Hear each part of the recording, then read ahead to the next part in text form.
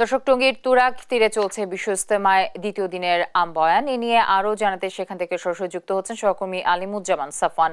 সাফওয়ান, দ্বিতীয় আনুষ্ঠানিকতা কেমন দেখছেন এবং কারা বয়ান রাখছেন এই মুহূর্তে? আজ সকালে যে নামাজের মাধ্যমে যে বয়ান হয়েছে, তারপরে কিন্তু আজকের যে আনুষ্ঠানিকতা সেটি কিন্তু শুরু হয়ে গেছে। এই মুহূর্তে আমরা রয়েছি টঙ্গীর যে তুরাগ তীর সেখানে, এবং সকাল থেকে কিন্তু এখানে বেশ কুয়াশা ছিল এবং ঠান্ডা ছিল।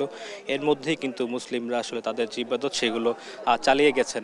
এখন বাজে সকাল 10টা, এবং সকাল 10টায় দুটি কর্মসূচি হওয়ার কথা রয়েছে। একটি হচ্ছে ওলেমা, যারা এখানে আলেম রয়েছে তাদের উদ্দেশ্যে একটি বয়ান করার কথা রয়েছে। এছাড়াও এখানে যারা মাদ্রাসার ছাত্র রয়েছে তাদের উদ্দেশ্যেও একটি বয়ান হওয়ার কথা রয়েছে।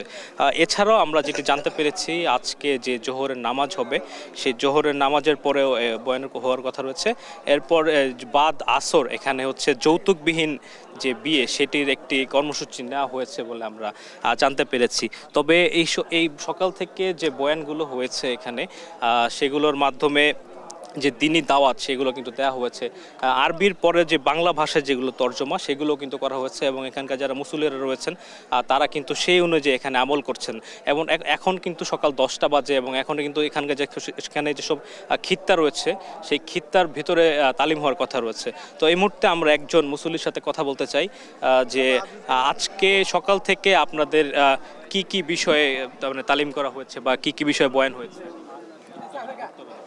জি আলহামদুলিল্লাহ, শুক্রিয়া।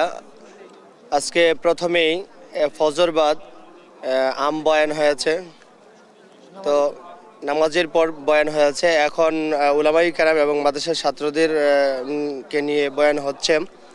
তো এরপরে আবার জোহরের পরে আমাদের এই প্রত্যেকটা ক্ষেত্রে আমল চলতেছে। বিশেষ করে এখানে জোর দেওয়া হচ্ছে তাশকিলের জন্য, বেশি থেকে বেশি জামাত বাহির করার জন্য। আলহামদুলিল্লাহ, আলেমদের মেহনতির বদলতে আলহামদুলিল্লাহ অনেক জামাত বাহির হবে এবারকে আমরা আশা করতেছি। প্রথম পর্বে ইনশাআল্লাহ যা আজায়েম ছিল এর চেয়ে বেশি জামাত হবে ইনশাআল্লাহ। এর পরের পর্বেতেও ইনশাআল্লাহ আমরা আশা রাখি যে জামাতের আজায়েম আছে এর চাইতে বেশি হবে ইনশাআল্লাহ। আপনারা শুনছিলেন যে সকাল থেকে তারা যে আমলগুলো করেছেন সেগুলো সম্পর্কে আমাদের জানাচ্ছিলেন, এবং এখন কিন্তু খিত্তায় খিত্তাম যে তালিম সেটি কিন্তু চলছে, এবং কিছুক্ষণ পরেই তারা যে জোহরের নামাজ সেটির প্রস্তুতি নেবে।